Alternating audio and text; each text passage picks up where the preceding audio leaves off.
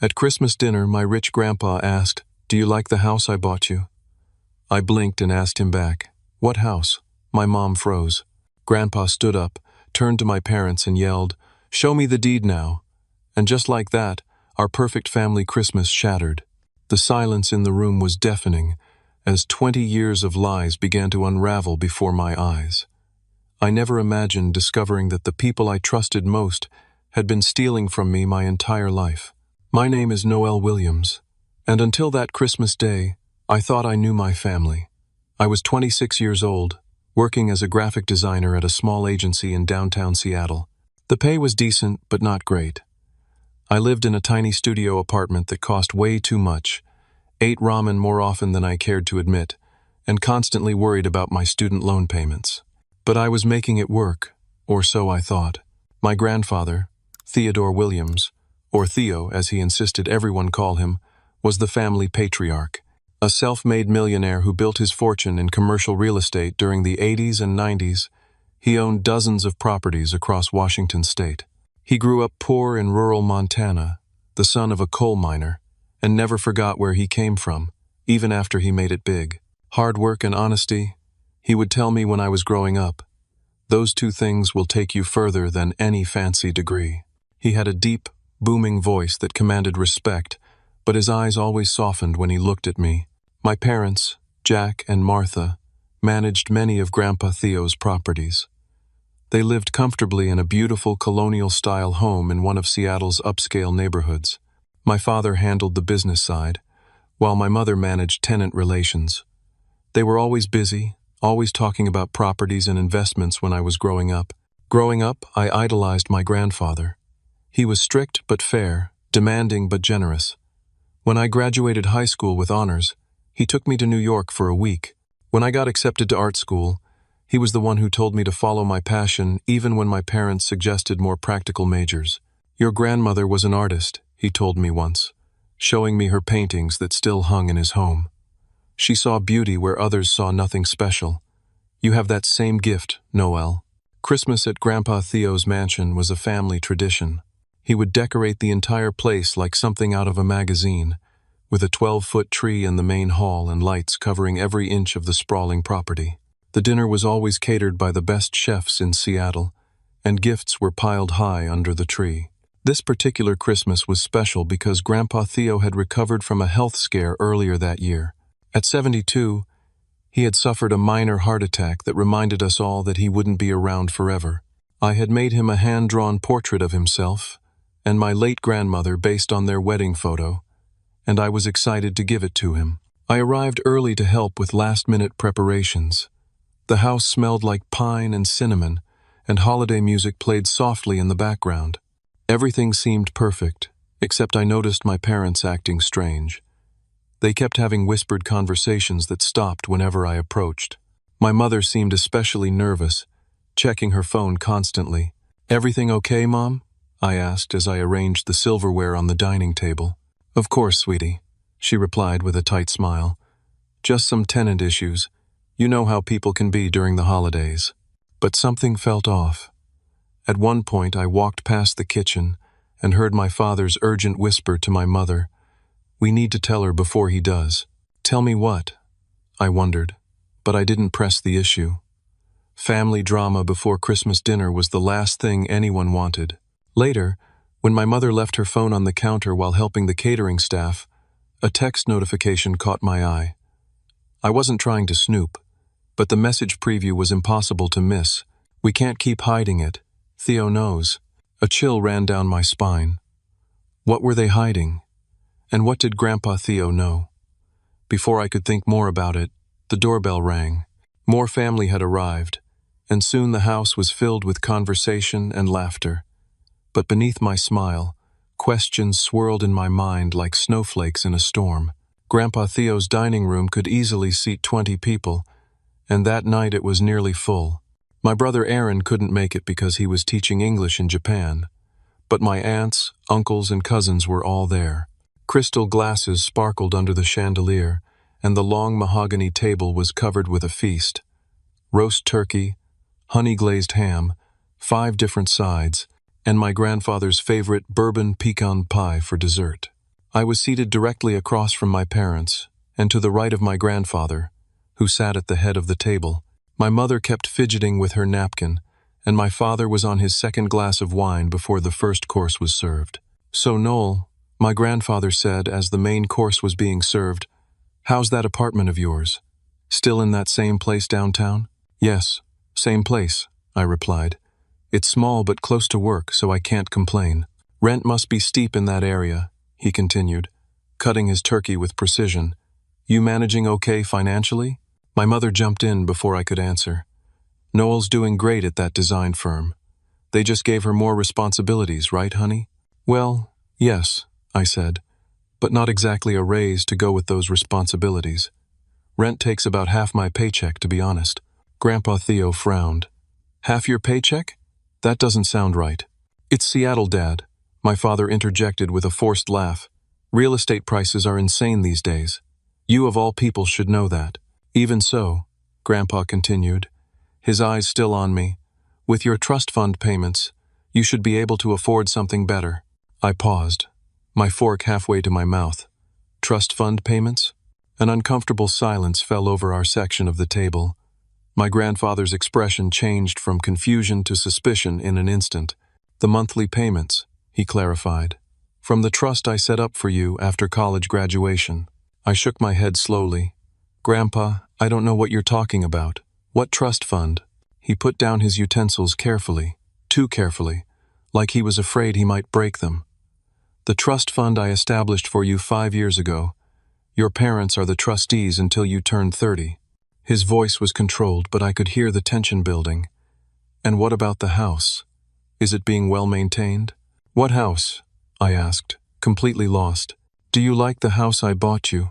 he asked, his voice now deadly serious. "What house?" I repeated, genuinely confused. My mother's wine glass slipped from her fingers, spilling red liquid across the white tablecloth. My father had gone completely pale. Grandpa Theo stood up slowly, his napkin falling to the floor as he turned to face my parents. "Show me the deed now," he demanded, his voice booming through the dining room. "Now." The entire table fell silent. 20 pairs of eyes watched as my father stammered. "There's been a misunderstanding, Theo. We can explain." My mother started crying silently, mascara running down her cheeks. "A misunderstanding?" Grandpa repeated, his voice dangerously quiet now. "I bought Noelle a house for her college graduation, a 3-bedroom Craftsman on Maple Street. I set up a trust fund that pays her $6,000 every month. Are you telling me she knows nothing about either?" I felt like I couldn't breathe. $6,000 a month? A house? For 5 years? That was over $400,000, not counting the value of the house itself. "We were going to tell her," my mother sobbed. "We just thought she wasn't ready for that kind of responsibility. We were protecting her." "Protecting her?" Grandpa Theo's face was turning red. "By stealing from her?" My father stood up now too, his chair scraping loudly against the hardwood floor. "Now wait just a minute," he said, his voice rising. "We've been managing your properties for 20 years. 20 years of dealing with tenants and repairs and paperwork while you played the generous patriarch. Noelle was always your favorite, always got special treatment. What about us? What about Aaron? Don't we deserve something for all our work?" I couldn't believe what I was hearing. My parents had been stealing my inheritance, living off money meant for me, and now my father was trying to justify it? "You've been paid very well for your work," Grandpa shot back. "I gave you a house, cars, vacations. I paid for Aaron's college education in full. And this is how you repay me? By stealing from your own daughter?" My father's face contorted with anger. "We deserved more. We built your empire while you took all the credit."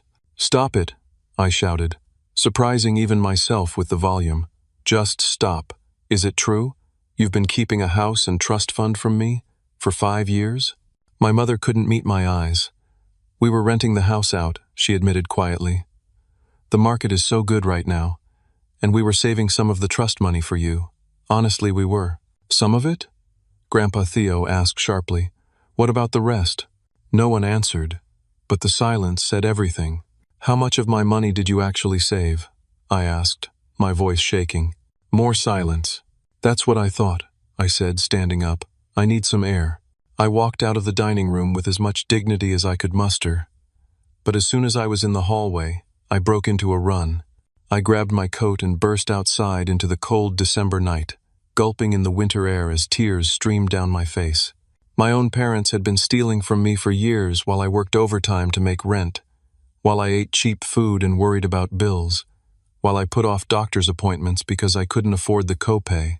They had betrayed me in the most fundamental way possible, and I had no idea how to process it. I sat on a stone bench in Grandpa Theo's garden, watching my breath form clouds in the freezing air, trying to make sense of a world that had just been turned upside down. The next morning, Christmas Day, I woke up in one of Grandpa Theo's guest rooms. After about an hour in the garden, he had come out to find me, wrapped me in his coat, and brought me back inside. My parents had already left, along with most of the other guests.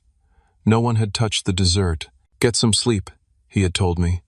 Tomorrow, we'll figure this out. I barely slept, my mind replaying the dinner scene over and over. By the time I came downstairs, Grandpa was already in the kitchen making coffee. "Merry Christmas," he said softly, handing me a steaming mug. "Is it?" I asked, taking the coffee gratefully. He sighed, the weight of his 72 years showing on his face. "No, I suppose not. But we're going to make it right. First things first, I want to show you something." After a quick breakfast, we got into his Mercedes and drove across town. We stopped in front of a beautiful craftsman-style home with a wide front porch and mature maple trees in the yard. It was in one of Seattle's most desirable neighborhoods, close to parks and good schools. "This is yours," Grandpa Theo said simply. "I bought it for you 5 years ago when you graduated from college." I stared at the house in disbelief. It was exactly the kind of home I had always dreamed of owning someday, with character and charm that new constructions just didn't have. "Can we go inside?"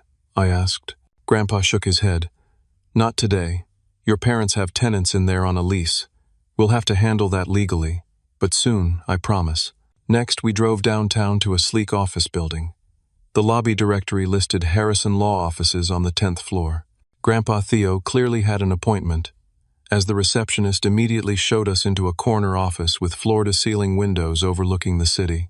Jeffrey Harrison was a trim man in his 50s, with salt and pepper hair and wire-rimmed glasses.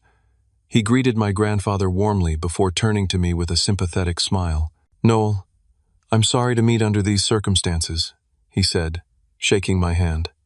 "I've been your grandfather's attorney for 20 years, and I helped set up your trust."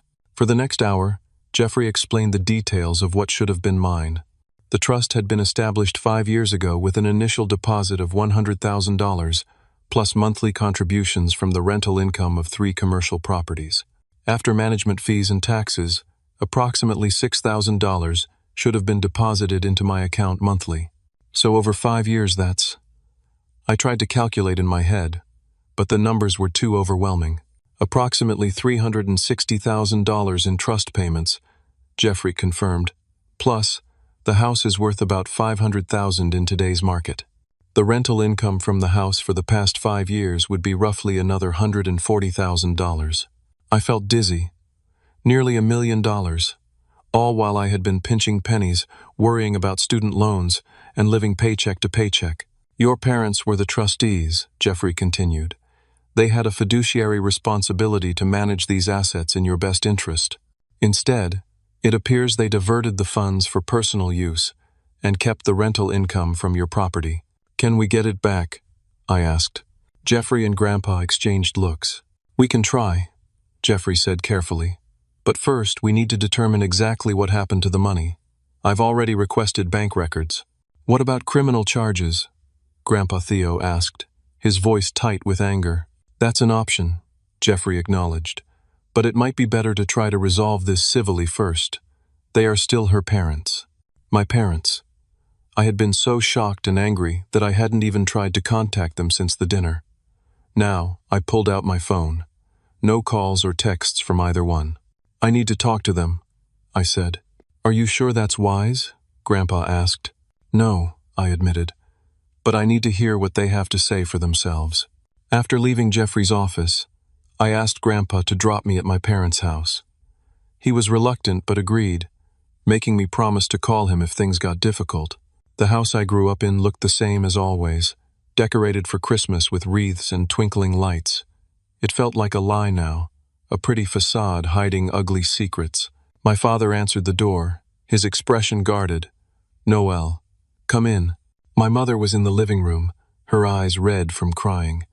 The Christmas tree in the corner was surrounded by unopened presents. "Where's my money?" I asked without preamble. "Sit down, please," my mother said. "We need to explain." I remained standing. "Explain what?" "How you stole from me. How you watched me struggle financially for years while sitting on a fortune that was rightfully mine. We were protecting you," my father insisted. "You were too immature to handle that kind of money. You would have blown it all." "That wasn't your decision to make," I shouted. "It was my money, my house." "You were 21, my mother said. "Just out of art school with no real-world experience. We were going to tell you eventually, when you were ready." "Ready?" I repeated incredulously. "I'm 26 years old. I've been working full-time for 5 years. When exactly would I have been ready?" My parents exchanged glances but said nothing. "The truth is, you were never going to tell me," I continued. "You got used to having access to my money. You liked controlling it, controlling me." "That's not fair," my father protested. "Not fair?" I was nearly screaming now. "You stole almost $1 million from me. You let me struggle and worry and sacrifice while you, what, took vacations? Bought luxury cars? What did you do with my money?" "We have expenses too, Noel," my father said defensively. "The lifestyle your grandfather expected us to maintain isn't cheap. Do you know how hard we've worked managing his properties all these years?" "So this is about Grandpa?" I asked. "You were angry at him, so you stole from me?" "No, of course not," my mother said quickly. "We love you, Noel. We were going to set everything right." "When?" I demanded. "When were you going to set everything right?" Neither of them answered. I walked over to my father's desk in the corner of the living room, a heavy antique piece where he always kept important documents. I started opening drawers. "What are you doing?" he asked, alarmed. "Looking for answers," I replied. In the bottom drawer, beneath a stack of manila folders, I found a leather portfolio embossed with the logo of my parents' management company. Inside were documents I shouldn't have been able to understand, but 5 years working with contracts at the design agency had taught me enough. These weren't just papers about my trust. There were documents relating to several of Grandpa Theo's properties, accounting statements, bank transfers, tenant agreements, and the numbers didn't add up. "You've been stealing from Grandpa too," I said, looking up at my parents with new understanding. "Not just my trust. You've been embezzling from his business for years." My mother burst into fresh tears. My father lunged for the portfolio, but I pulled it away. "How much?" I asked. "How much have you stolen altogether?" "You don't understand the pressure we've been under," my father said, his voice suddenly pleading rather than defensive. "Your grandfather's expectations, the hours we work. We deserved compensation. He paid you. He gave you a house, cars, everything. It wasn't enough," my father insisted. "Not for what we've done for him." I stuffed the portfolio into my bag. "I'm taking these to Grandpa and Jeffrey." "Noel, wait," my mother begged. "We can work this out as a family. There's no need to make things worse." I looked at the woman who had raised me, who had tucked me in at night and bandaged my skinned knees, who had taught me to read and to bake cookies, and I realized I didn't know her at all. "You're the ones who made things worse," I said quietly. "You did this, not me." I walked out of the house without looking back, the portfolio clutched to my chest, containing proof that my family's betrayal ran even deeper than I had imagined. The days after Christmas passed in a blur of meetings with lawyers, accountants, and bank officials. The evidence in the portfolio was damning. My parents hadn't just stolen from my trust. They had been systematically embezzling from Grandpa Theo's business for years, skimming from property management fees, inflating maintenance costs, and even creating ghost tenants in some buildings to pocket the rent. I struggled with whether to show everything to my grandfather. He was still recovering from his heart attack earlier that year, and I worried that the full extent of my parents' betrayal might be too much for him. But keeping it from him felt wrong too, like I would be participating in the deception. He needs to know, I finally decided, sitting in Jeffrey's office 3 days after Christmas. He trusted them with everything. He deserves the truth. When we showed Grandpa Theo the evidence, he sat very still, his weathered hands resting on the arms of his chair. I couldn't read his expression. "How much?" he asked simply. Jeffrey cleared his throat. "Preliminary estimates suggest around $2 million over the past decade, possibly more. We're still uncovering accounts." Grandpa Theo closed his eyes briefly. When he opened them, they were clear and determined. "I want it all back," he said. "Every penny they stole from Noel and from me, and I want them out of my business immediately. Change the locks, freeze the accounts, whatever needs to be done." Meanwhile, my parents had begun a campaign of manipulation. They called relatives, telling their version of events, that there had been a misunderstanding about the trust, that they had always intended to transfer everything to me, that Grandpa Theo was overreacting, and I was being ungrateful. The family quickly divided into camps. My aunts and uncles who depended on Grandpa Theo financially sided with him. Those who had always been jealous of my parents' position in the family business seemed almost gleeful about their downfall. A few, mostly distant cousins who didn't know the details, thought we should work things out privately. My phone filled with messages ranging from supportive to accusatory. Always knew Jack and Martha were shady. "Stay strong, Noel. Family should stick together no matter what. Why are you doing this to your parents? Is it true you're suing Aunt Martha and Uncle Jack? That's messed up." The worst were the messages from my parents themselves. My mother sent tearful voice messages about how much she loved me and how this mistake shouldn't tear our family apart. My father alternated between angry demands that I come to my senses and appeals to family loyalty. One day, they even showed up at my workplace. I was in the middle of a client presentation when the receptionist nervously interrupted to say my parents were in the lobby causing a scene. By the time I got there, my father was shouting at the building security while my mother sobbed dramatically. "Is this how we raised you?" my father demanded when he saw me. "To abandon your family when they need you? To side with your grandfather against your own parents? You need to leave," I said, mortified as coworkers and strangers stared at the unfolding drama. "This is my workplace. We wouldn't have to come here if you'd answer our calls," he shouted. Security finally escorted them out, but the damage was done. My boss called me into his office afterward and gently suggested I take some time off to sort out my personal issues. It wasn't a suspension, he assured me, but it felt like one.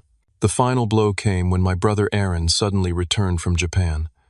I had been leaving messages for him for days, trying to explain what had happened, but he hadn't responded. Then he showed up at my apartment unannounced, his face tight with anger. "What the hell are you doing?" he demanded. As soon as I opened the door, "You're destroying our family over money?"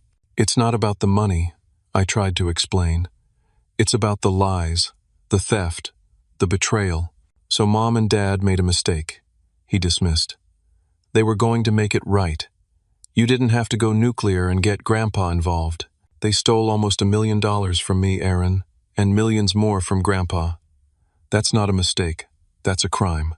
Aaron ran his hand through his hair in frustration. "You've always been Grandpa's favorite. Always got special treatment. Must be nice to have a trust fund and a house just handed to you. I didn't even know about them until a week ago," I protested. "I've been working and struggling while Mom and Dad stole from me." "Oh, poor Noel," he mocked. "Living in Seattle, working your dream job in graphic design. Such a hard life." Something about his reaction seemed off.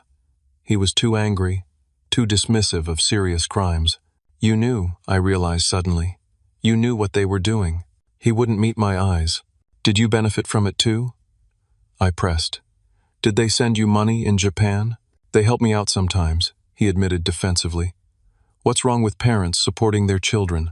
"It wasn't their money to give," I shouted. "It was stolen from me and from Grandpa." Aaron's face hardened. "You have no idea what Mom and Dad have sacrificed for us, for this family. You're being selfish and naive." If you go through with this lawsuit, don't expect me to ever speak to you again." After he left, I collapsed onto my couch, emotionally exhausted. Out of habit, I checked my phone and saw a text from an unknown number with an attachment. The message read, "You should see this. Not everyone in your family is as they seem." Cautiously, I opened the attachment. It was a screenshot of a group text between my parents and Aaron from 3 years ago. "Mom, transfer complete. Extra 2 kelvins this month as requested. Aaron, thanks. Noel still clueless? Dad, completely. She actually apologized for asking us for rent help last month. Aaron, classic. Keep the golden goose in the dark.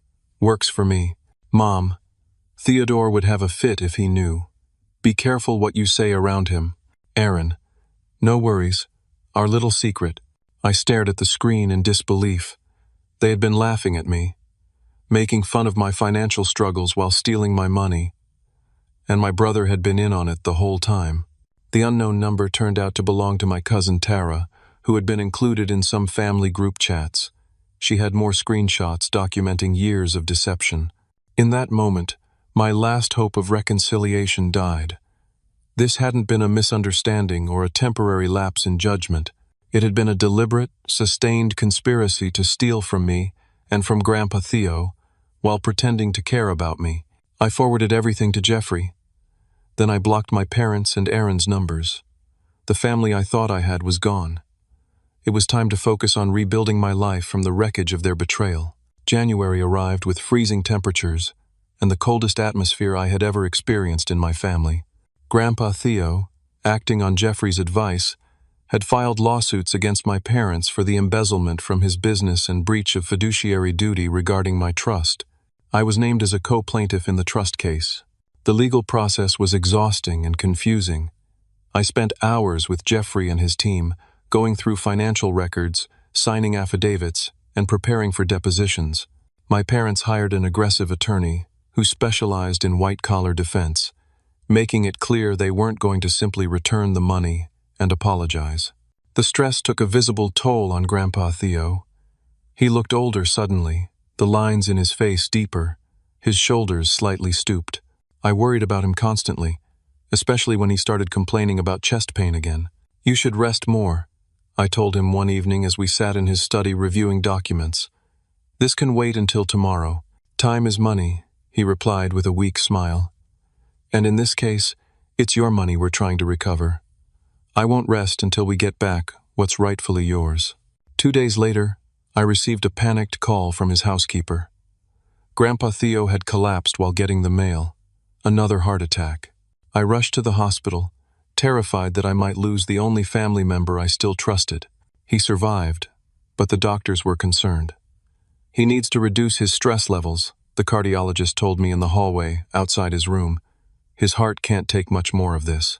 When I was finally allowed to see him, he looked small and vulnerable in the hospital bed, hooked up to monitors and an IV. His eyes were closed, and for a moment, I feared the worst. Then he opened them and managed a faint smile. "Quite a scare I gave everyone," he said hoarsely. I took his hand, fighting back tears. "You need to take it easy, Grandpa." He sighed. "I feel like a fool, Noel. I trusted your parents completely, gave them control of my business, my properties, made them trustees of your inheritance. And all this time, they were stealing from both of us." "It's not your fault," I assured him. "But it is," he insisted. "I should have checked, should have verified, should have made sure you were receiving your trust payments. Instead, I assumed everything was being handled properly." He closed his eyes again, a tear slipping down his weathered cheek. "I failed you." "No," I said firmly. "They failed us both, but we're going to fix it together. Right now, though, you need to focus on getting better." While Grandpa Theo recovered in the hospital, my own life continued to unravel. My temporary leave from work had extended to over 3 weeks, and my boss was making noises about needing to fill my position if I couldn't return soon. My anxiety was through the roof. I couldn't sleep, couldn't concentrate, couldn't even enjoy the things that usually brought me comfort, like drawing or watching movies. I finally admitted I needed help and started seeing a therapist, Dr. Winters. In our first session, I poured out the whole sordid story, from the Christmas dinner revelation to the ongoing legal battle. What you're experiencing is a form of betrayal trauma, she explained. When people we fundamentally trust violate that trust, especially parents, it shakes our entire sense of security and identity. I feel like I don't even know who I am anymore, I confessed. Everything I thought about my family, my childhood, my relationships, feels like a lie. That's a natural response, she assured me. Your brain is having to reprocess years of memories in a new context. It's like suddenly discovering the map you've been following was completely wrong. The therapy helped, but my practical problems continued to mount. My apartment building was sold to a developer who planned to convert the units to condominiums. All tenants received notice that our leases would not be renewed. I had 60 days to find a new place to live. Meanwhile, my parents filed a countersuit claiming they had verbal agreements with Grandpa Theo about compensation for managing his properties. They alleged that the trust and house were actually part of that compensation, not gifts intended directly for me. It's a delaying tactic, Jeffrey explained when I showed him the lawsuit. They're trying to complicate the case and drag it out, hoping your grandfather will give up or agree to a lesser settlement. Even more disturbing, my parents seemed to be hiding assets. Jeffrey's financial investigators discovered they had liquidated investment accounts and transferred funds to offshore banks in the months before Christmas, almost as if they had known their scheme was about to be exposed. How could they have known? I asked. Your grandfather had been asking more questions about his business finances, Jeffrey explained. He was concerned about some discrepancies he noticed after his heart attack made him think about putting his affairs in order. Your parents may have sensed he was getting suspicious. As if all this weren't enough, I received a text message from Tyler, my ex-boyfriend who had broken up with me 2 years earlier. We had dated for 3 years, and I had been completely blindsided when he suddenly ended things, claiming I was financially irresponsible and he couldn't build a future with someone who couldn't manage money. I just heard what happened with your parents, his message read.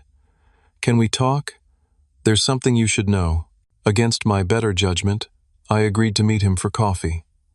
Tyler looked the same, handsome in a conventional way with his neat haircut and button-down shirt. He seemed nervous, fidgeting with his coffee cup. I owe you an apology, he began, and an explanation.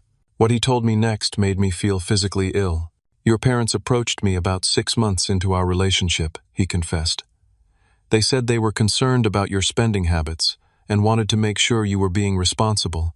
They offered to pay me to keep an eye on your finances and report back to them. They what? I whispered, feeling the coffee shop tilt around me. At first I said no, he continued. But they were persistent. They increased the amount, and eventually I agreed. It started small, just letting them know if you made any big purchases. But over time, they wanted more details. So you were spying on me? For money?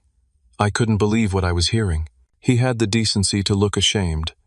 It sounds terrible when you put it that way, but yes. They deposited $500 into my account every month. They said it was for your own good, that you weren't ready to handle your inheritance. What inheritance? I didn't even know about it. That's just it, Tyler said. They told me about the trust and the house.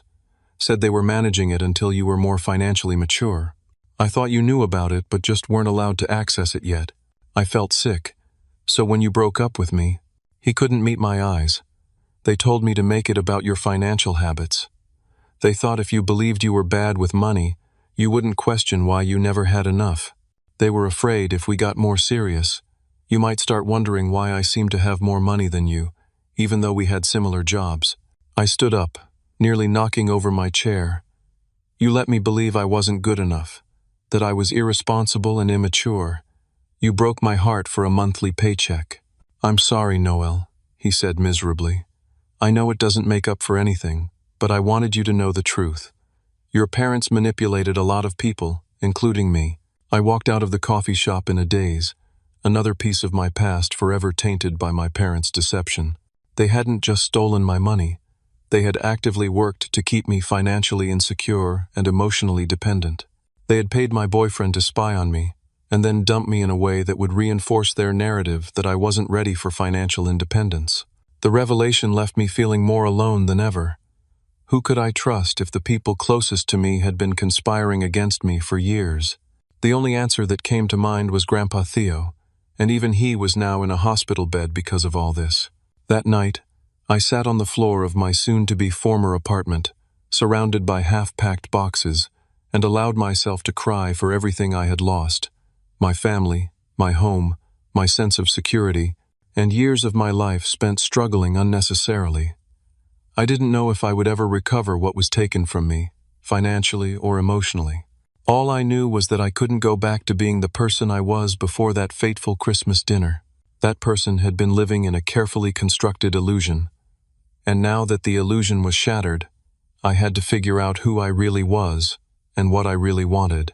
February brought freezing rain and the beginning of court proceedings. Grandpa Theo had been released from the hospital but was under strict orders to avoid stress. Easier said than done when your own son was trying to justify stealing millions from you and your granddaughter. My parents' defense strategy became clear during the first hearing. Paint Grandpa Theo as a controlling patriarch who used money to manipulate the family, and me as his spoiled, naive favorite who didn't understand the complexities of family business arrangements. Theodore Williams has always used his wealth as a weapon, their attorney argued before the judge. He dangled financial rewards to ensure compliance and withheld them as punishment. My clients simply received what was promised to them through verbal agreements for years of dedicated service. I sat next to Jeffrey, trying to maintain a neutral expression, as the attorney essentially accused my grandfather of being a financial abuser and my parents of being his victims. As for the trust and property supposedly intended for Noel Williams, the attorney continued, my clients were explicitly instructed by Theodore to manage these assets until Miss Williams demonstrated financial maturity. Their actions were within the spirit of their fiduciary responsibilities, if not the strict letter. Jeffrey demolished these arguments systematically, presenting bank records showing the systematic theft, trust documents with clear language about my right to the funds, and testimony from other business associates about how generously Grandpa Theo had always compensated my parents. But what I wasn't prepared for was how personal the attacks would become. During my deposition, my parents' attorney tried to portray me as irresponsible and entitled. He brought up every financial mistake I had ever made: the credit card I had maxed out in college, the time I had bounced a rent check, even a parking ticket I had been late paying. Isn't it true that your grandfather has always favored you over your brother? He asked.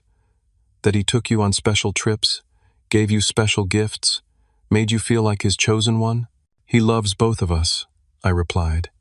He's always been generous with both me and Aaron. Yet you received a house and a trust fund, while Aaron received nothing comparable, correct? I didn't even know about those things until recently, I pointed out. And Grandpa paid for Aaron's entire college education. Mine too. The questioning went on for hours, designed to wear me down, to make me slip and say something that would damage our case. By the end, I was exhausted and emotionally raw, but the worst was yet to come. My mother's testimony introduced a new and painful dimension to the case.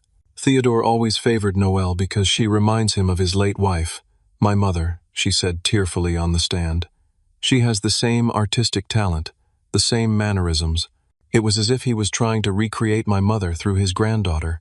She went on to claim that Grandpa Theo had always been controlling and that my father had worked tirelessly to build the real estate business while my grandfather took the credit.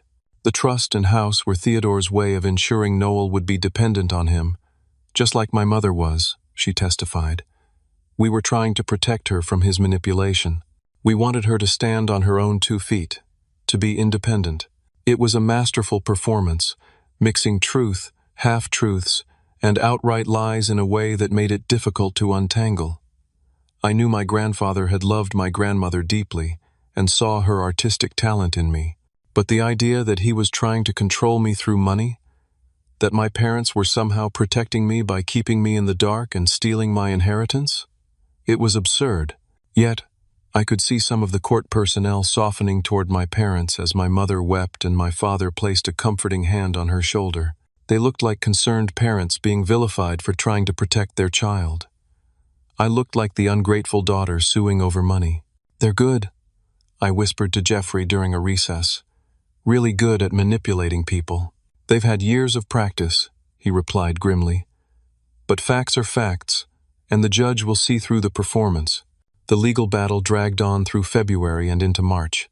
The initial hearing led to further discovery, more depositions, financial experts testifying about accounting practices and fiduciary responsibilities. Each day seemed to bring a new attack, a new accusation, a new family secret exposed to public scrutiny.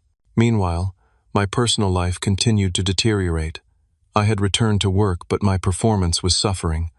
I couldn't focus, missed deadlines, and snapped at colleagues. My boss called me in for another meeting, this time more stern than sympathetic. I understand you're going through something difficult, he said, but I can't make exceptions forever. If your work doesn't improve, we'll have to put you on formal probation. I found a new apartment, but it was further from work, smaller than my previous place, and more expensive. The moving costs depleted what little savings I had managed to accumulate. The irony wasn't lost on me. I was supposedly a millionaire on paper, but in reality, I was broker than ever and at risk of losing my job. Therapy continued to be my lifeline, but even Dr. Winters noticed I was struggling more. You're exhibiting signs of depression and anxiety, she told me during a particularly difficult session. Have you thought about medication to help you through this period?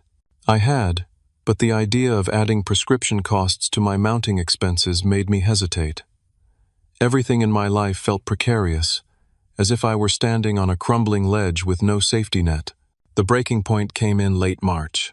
Grandpa Theo and I had just sat through another grueling day in court, listening to my father testify about how he had built the business from nothing while my grandfather played golf and collected the profits. It was a complete reversal of reality. My grandfather had worked tirelessly his entire life, only slowing down in his late 60s, long after my father joined the business. We were having a quiet dinner at his house afterward, both too tired to say much, when his phone rang. He looked at the screen, frowned, and answered on speaker. "Theodore, it's Jack. We need to talk." My father's voice filled the dining room. Grandpa Theo glanced at me, and I nodded for him to continue the call. "What about?" Grandpa asked neutrally. "This has gone on long enough," my father said, his tone reasonable and calm, as if he weren't in the middle of a multi-million-dollar lawsuit with his own father and daughter. "We're family. We should be able to work this out without more court battles." "I'm listening," Grandpa said. "Martha and I are prepared to make a compromise. We'll return half of Noel's trust money and sign the house over to her. In exchange, you drop all charges related to the business management and reinstate us in our positions. We can put this whole unfortunate episode behind us and be a family again." I couldn't believe what I was hearing. After everything they had done, after all the lies and theft and manipulation, they wanted to return half of what they stole from me and none of what they stole from Grandpa, and in return, to be given back control of his business? I started to object, but Grandpa held up his hand, asking for my silence. "That's an interesting proposal, Jack," he said carefully. "Let me think about it." "Don't take too long," my father replied. "This offer has an expiration date. And Theodore, I know you want to keep the family together. This is the way to do it." After he hung up, I stared at my grandfather in disbelief. "You're not actually considering this, are you?" He looked tired, every one of his 72 years showing on his face. "I don't know, Noel. Maybe it would be best to put this behind us. The stress isn't good for any of us, especially not at my age." "They stole millions of dollars," I reminded him. "They lied, they manipulated, they betrayed us both, and now they want to just walk back into your business like nothing happened?" "They're still your parents," he said quietly, "and Jack is still my son, whatever mistakes he's made. Family is family." Something in me snapped. All the stress, anxiety, hurt, and anger of the past 3 months coalesced into a burning clarity. "No," I said firmly. "Family doesn't steal from family. Family doesn't lie and manipulate and gaslight. What they did wasn't a mistake, Grandpa. It was calculated, sustained criminal behavior over years. And if you let them get away with it, they'll just find new ways to take advantage of you." He didn't respond, just stared down at his barely touched dinner. "I know you're tired," I continued, more gently now. I know the legal battle is draining, but if we give up now, everything you built, everything you worked for all these years, will end up in the hands of people who have proven they can't be trusted with it. Is that really what you want? I just want peace, he admitted. I want my family back. The family you think you want back never really existed, I said, tears filling my eyes. It was an illusion, a performance. My parents showed us who they really are. Now we have to decide if we're going to believe them. He looked up at me, his eyes troubled. I'll think about it. I left his house that night with a heavy heart, uncertain if I had gotten through to him. The next day, I received a text from him asking me to come by after work. When I arrived, I found him in his study with a woman I didn't recognize, a trim, professional-looking woman in her 50s. Noel, this is Patricia Dalton, he introduced us. She used to be my assistant before your father took over more of the day-to-day operations. Patricia shook my hand firmly. It's good to finally meet you, Noel. Your grandfather has told me a lot about you over the years. Patricia reached out to me after she heard about the lawsuit, Grandpa explained.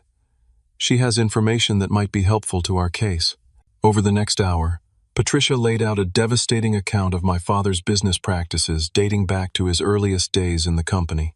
She had documentation, copies of emails, memos, even recorded conversations that showed my father had been embezzling from the business, almost from the beginning. I tried to tell you years ago, she said to my grandfather. But Jack convinced you. I was just resentful because he was replacing me in the company hierarchy. After you let me go, I kept the evidence, thinking someday the truth would come out. Why come forward now? I asked. Because your grandfather was good to me for the 15 years I worked for him, she replied simply. And because what your parents did to both of you was wrong. Some things are more important than avoiding conflict. After Patricia left, Grandpa Theo sat quietly for a long time. Finally, he looked up at me, his expression resolved. No deal, he said. We fight this to the end, no matter how hard it gets. You were right, Noel.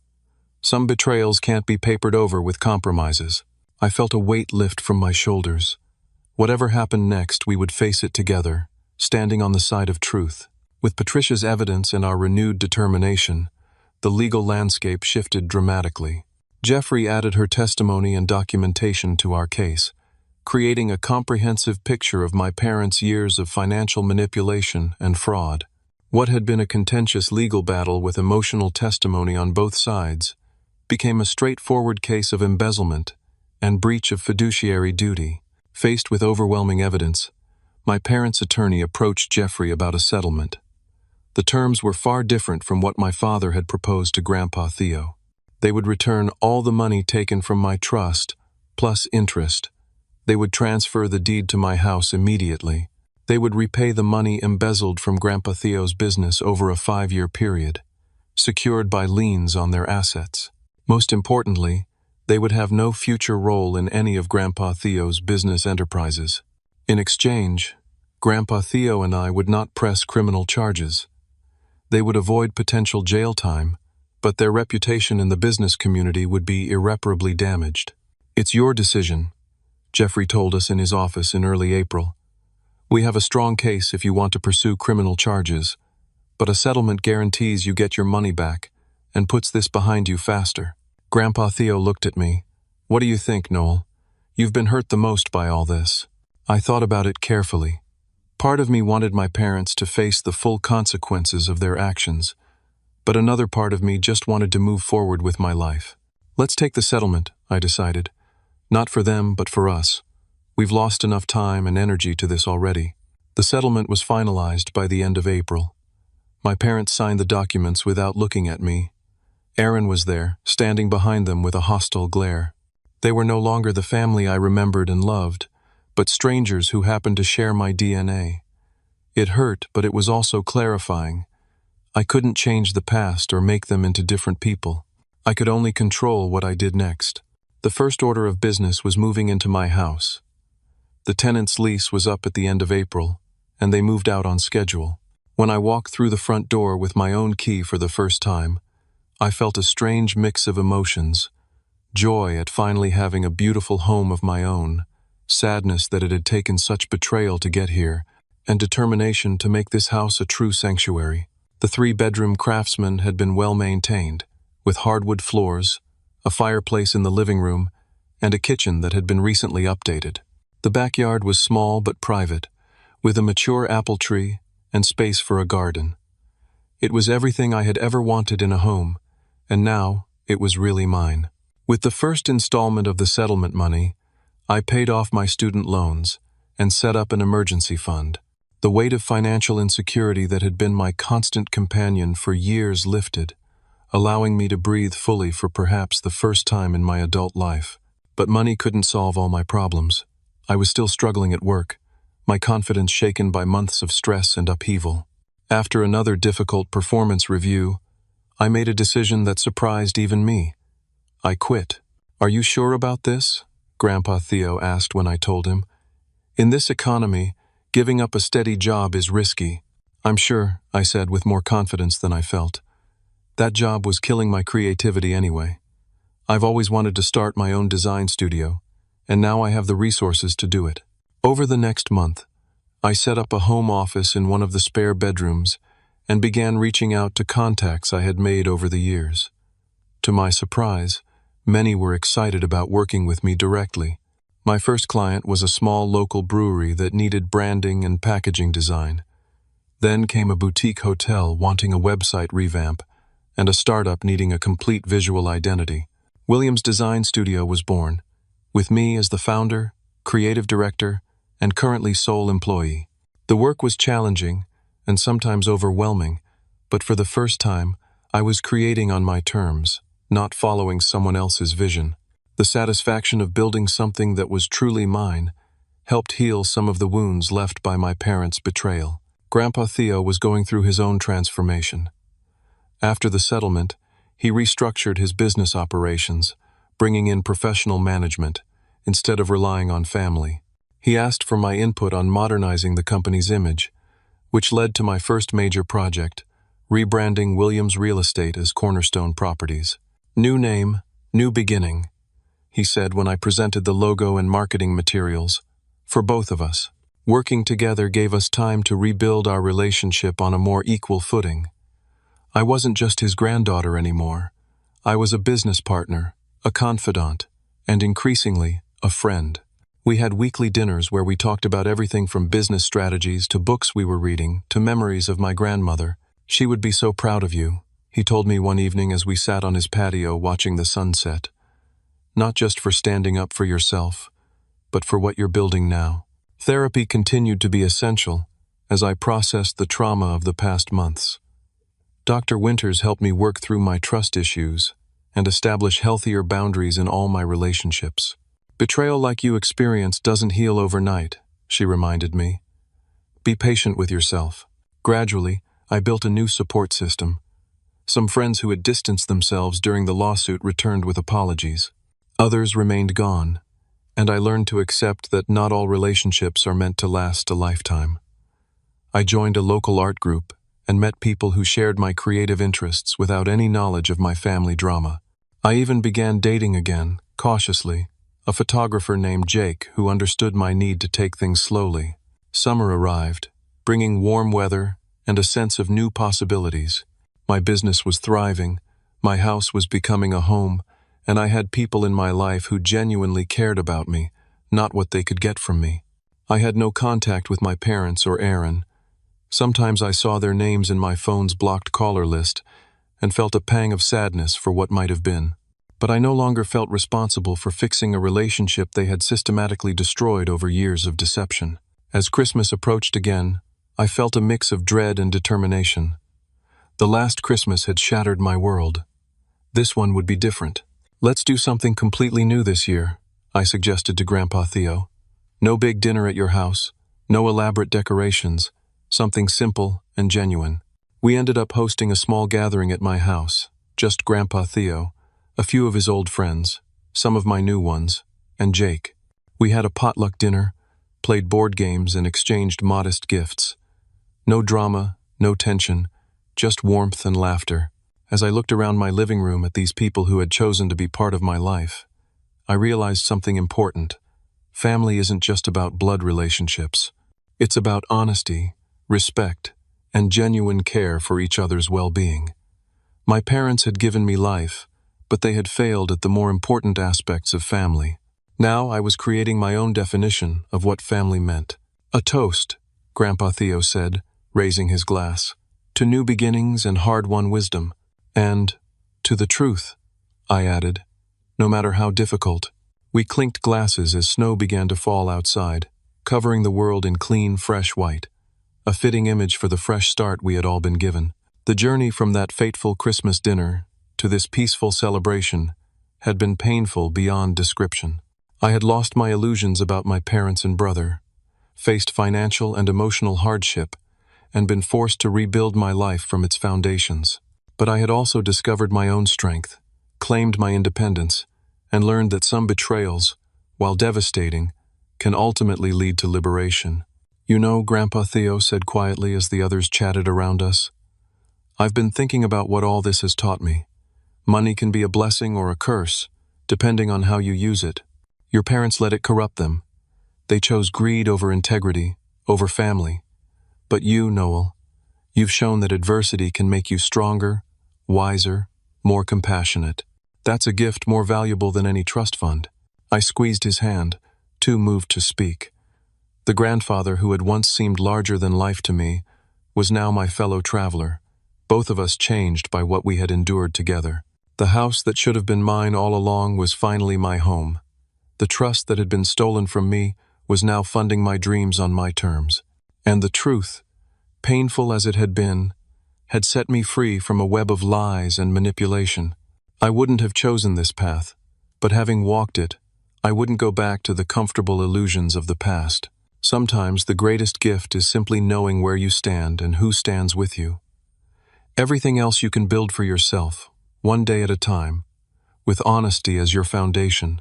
Have you ever discovered that someone you trusted completely was hiding something important from you? How did you handle it? Please share your experiences in the comments below. And if this story resonated with you, consider giving it a like, subscribing to hear more stories like this one, and sharing it with someone who might need to hear that betrayal doesn't have to be the end of your story. Thank you for listening, and remember that the truth, while sometimes painful, is always the first step toward healing and growth.